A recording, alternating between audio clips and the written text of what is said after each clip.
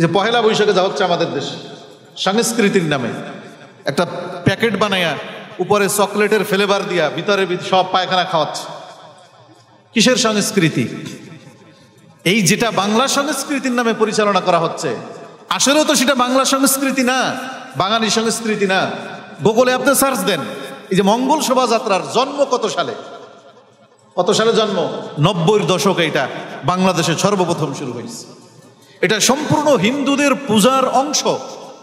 মঙ্গল শোভাযাত্রা সর্বপ্রথম সকালবেলা শিরিকের মাধ্যমে এটা শুরু হয়।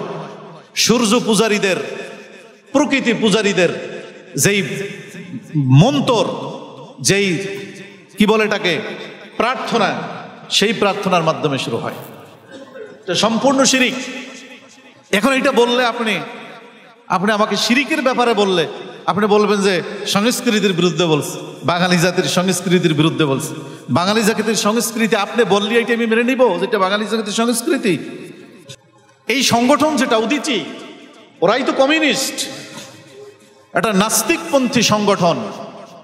তারা এটা সারা বাংলাদেশের লক্ষ লক্ষ কোটি কোটি মুসলমানদের ইমান বিধ্বংসী, এইটাকে তারা এখন চালায়া দিচ্ছে সংস্কৃতির নামে। সংস্কৃতি হোক আর যাই হোক না কেন, সেটা যদি শিরিক হয়, কারণ আমার ইমানের চেয়ে তো দুনিয়াই বড় না, দুনিয়া ছোট। আমার ইমানের হেফাজতের জন্য শুধু বাংলাদেশ না, গোটা দুনিয়ার ভূখণ্ডকে আমি ছেড়ে দিতে প্রস্তুত।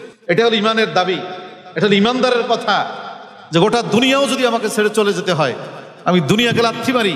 যেই দুনিয়া আমি শিরিক মুক্ত তাওহীদের উপর থাকতে পারবো না, ওই দুনিয়ায় থাকার আল্লাহর কসম 1 মিনিটের জন্য আমার চাহিদা নেই। যেই দুনিয়া আমি আমার আল্লাহর একাত্মবাদকে বাস্তবায়ন করতে পারবো না। তো এই শিরিক, এটা আমাদের ভিতরে ঢুকছে। এখন আপনি যদি একটু নরম নরম নরম হুজুর এটা নিয়ে আপনার তো বলার দরকার, তাহলে আপনি ওই পক্ষের লোক, আপনার নাস্তিকদের দালাল। আপনার ইমানের কথা শুনলে ভালো লাগে না? মুহাম্মদুর রাসূলুল্লাহ সাল্লাল্লাহু আলাইহি ওয়াসাল্লাম, তিরমিজি শরীফের হাদিস, নবীজি বলেন, নবীজি যা আমাদের দায়িত্ব কি, নবীদের দায়িত্ব, নবীজি সাল্লাল্লাহু আলাইহি ওয়াসাল্লাম বলেন, যা এই জন্য আল্লাহ আমাকে নবী হিসাবে প্রেরণ করছে এবং সমস্ত নবীকে প্রেরণ করছে, গোটা উম্মতের জন্য যা কিছু কল্যাণকর আখিরাতের জীবনে, তার সব কিছু উম্মতকে স্পষ্ট বলে দেওয়া। কি করা? স্পষ্ট, নাকি কিছু গোপন করা? স্পষ্ট বলে দেওয়া। আর যা কিছু মানুষের জন্য, উম্মতের জন্য আখিরাতের জীবনে ক্ষতিকর, তাও সুস্পষ্ট বলে দেওয়া। সুস্পষ্ট কি করা? বলে দেওয়া।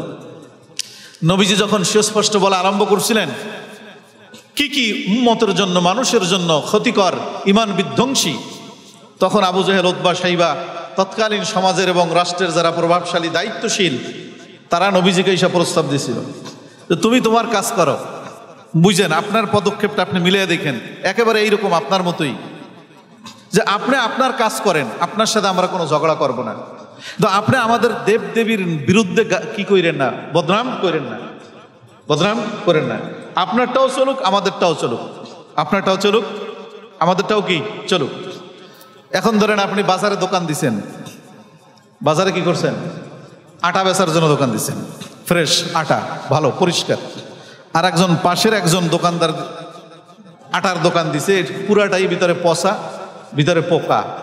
এখন উনি যদি আপনাকে বলে যে ভাই দ্বন্দ্ব করা ভালো না, মিলামিশা চলি, তোমার আটা আর আমার আটা মিলাইয়া একসাথে বেশি, আর আপনি যদি না না তোমার সাথে আমি মিলবো না, তুমি সাম্প্রদায়িক, মানুষের সাথে মিলা চলতে মন চায় না, মোল্লা মানুষ হবে, হবে তোমার সাথে আমি তখনই আমি মিলবো যখন আমার আটার যেই মান, তোমার আটার মান যদি ওইরকম হয়, তখন তোমার সাথে আমি মিলিয়ে বিক্রি করবো, কোনো অসুবিধা নেই। তোমার পচা আটার সাথে আমি কেন মিলাবো? তাহলে আমার যে আদর্শ, আমার যে ইমান, আমার যে মতাদর্শ, এটা হলো তাওহীদ। আমি যদি তোমারটার সাথে মিলাই, তা আমার মান তো রক্ষা হবে না, বরং তোমার পচার সাথে মিলে আমারটাও পচবে, আমারটাও কি, তোমার শিরিকের সাথে মিলে আমারটাও শেষ, আমার চালানপাতিও শেষ। তো এই মিলের সাথে তো আমার কোনো লাভ নাই, ক্ষতি ছাড়া। তোমার সাথে মিলবো, তুমিও শিরিক বাদ দাও, ইমানের উপরে আসো, মুহাম্মদুর রাসূলুল্লাহর আদর্শের উপরে উঠো, তারপরে তোমার সাথে আমার কোনো দ্বন্দ্ব নাই।